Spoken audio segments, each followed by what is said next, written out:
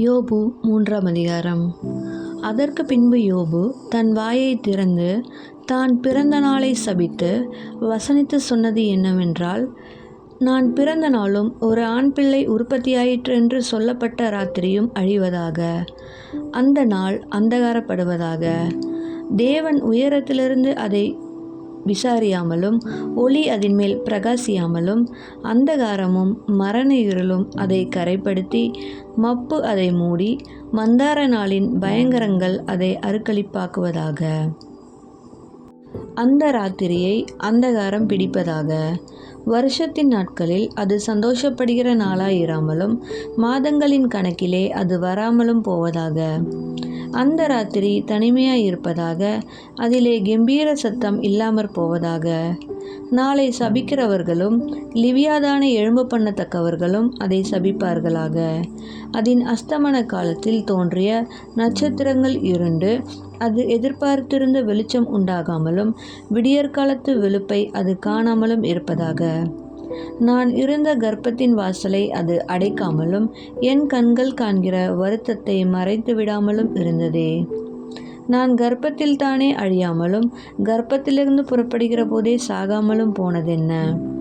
என்னை ஏந்திக் கொள்ள மடியும் நான் பாலுண்ண ஸ்தனங்களும் உண்டாயிருந்ததென்ன?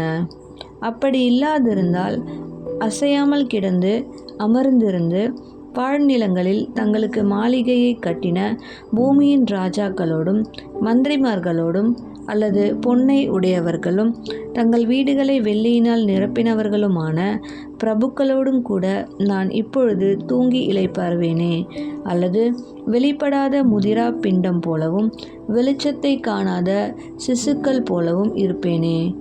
துன்மார்க்கருடைய தொந்தரவு அங்கே ஓய்ந்திருக்கிறது. பலனற்று விடாய்த்து போனவர்கள் அங்கே இளைப்பாறுகிறார்கள். கட்டுண்டிருந்தவர்கள் அங்கே ஏகமாக அமைந்திருக்கிறார்கள். ஒடுக்குகிறவனுடைய சத்தம் அங்கே கேட்கப்படுகிறதில்லை. சிறியவனும் பெரியவனும் அங்கே சரியாய் இருக்கிறார்கள். அடிமை தன் எஜமானுக்கு நீங்களாய் இருக்கிறான்.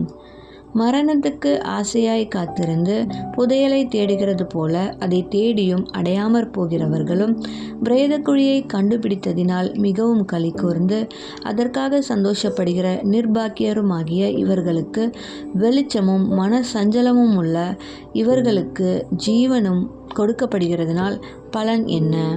தன் வழியை காணக்கூடாதபடிக்கு தேவனால் வளைந்து கொள்ளப்பட்டவனுக்கு வெளிச்சத்தினால் பலன் என்ன? என் போஜனத்துக்கு முன்னே எனக்கு பெருமூச்சு உண்டாகிறது. என் கதறுதல் வெள்ளம் போல் புரண்டு போகிறது. நான் பயந்த காரியம் எனக்கு நேரிட்டது. நான் அஞ்சினது எனக்கு வந்தது. எனக்கு சுகமும் இல்லை, இளைப்பாறுதலும் இல்லை, அமைதலும் இல்லை.